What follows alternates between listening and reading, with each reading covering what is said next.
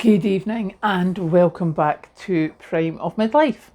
It is Friday evening, the weekend is here and I am so happy.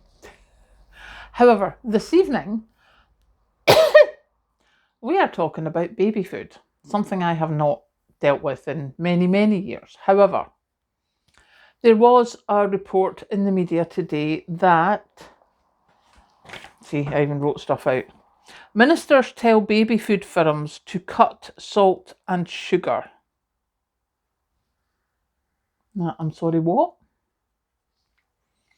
Seemingly, there are new guidelines coming out for baby food to address the misleading labelling, which means that when they say no additional nasties,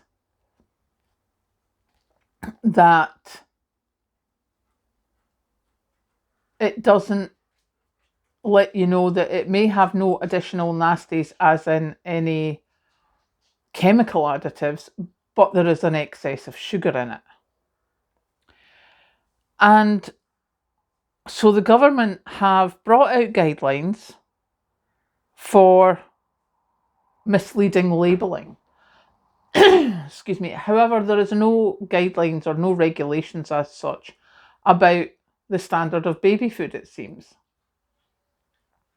Well, there probably will be regulations about, normal food regulations, but making sure that the baby food is the proper healthy balance, there doesn't seem to be anything about that.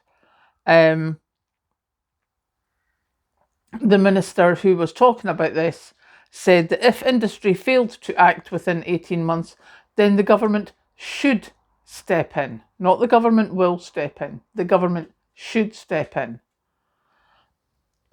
Excuse me. And it's not to step in to make rules, it's to step in to make sure that there are guidelines for our children having a healthy start in life.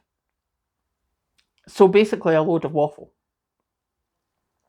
Now, seemingly according to these figures, 2/3 of kids from 18 months to 3 years have an excess of salt and sugar in their diet. More than 1/5 of 4 to 5-year-olds in the UK are obese. And seemingly what has happened is a lot of baby food manufacturers, to make their baby food easy to feed to children, is that they have excess salt and sugar in it to flavour it. And personally, I think that's horrific. In saying that, I mean, I can't really say anything because the only baby food really I bought was applesauce, because I liked applesauce. And I think we maybe fed Kathleen a couple of Heinz baby food bolognese and some chocolate mousse type stuff. Because what I did instead is I got one of the really tiny, I think it was a Moulinex mixer or something, but it was a baby food processor. And at that time, once Kathleen was 3 months old, I had moved back to my parents and they were both working. So I would cook dinner, and whatever we had, I just processed it in different sections. So if we had minced potato and peas, obviously we would have mashed potato. I would chop up the mince, I would chop up the peas and have them in 3 separate sections on our plate and give her a spoonful of this and a spoonful of that and a spoonful of that. And I did that with everything. So I was lucky that I was able to do that. But it's quite scary to think that big business is starting the food addiction that early. I mean, I'm absolutely gobsmacked, as you can probably tell by the pauses, because my brain's going like, so set them up this young so that they go for the addictive food. So they go for the processed food from such a young age before they're even able to make a choice. I mean, it's horrifying. But then looking at how do we get out of this? I mean, for someone to do what I did, apart from anything else, it's time. It means that you're looking at making your own meals. And we know that there's a lot of people eating processed meals because it's cheap, it's easy, it's time saving, etc., etc. But then you're like, right, okay, so do we maybe think of community cafes, the people who help feed our community members? Do they maybe get one of the little things and have baby food? Are they allowed to give it to people to take home with them? Or do they have to abide by all the rules? Or is the rules that it was made in the cafe by the rules of the cafe enough? I don't know enough about food hygiene regulations for that.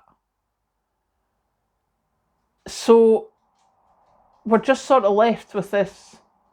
UK government has given 18 months for baby food processors to stop putting extra salt and sugar in our baby's food that they sell.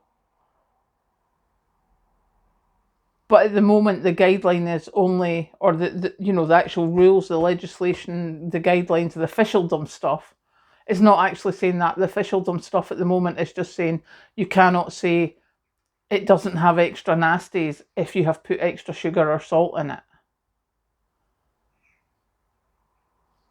I'm absolutely gobsmacked. I mean, I'm just, my wee brain is full of wheels, all going different ways with the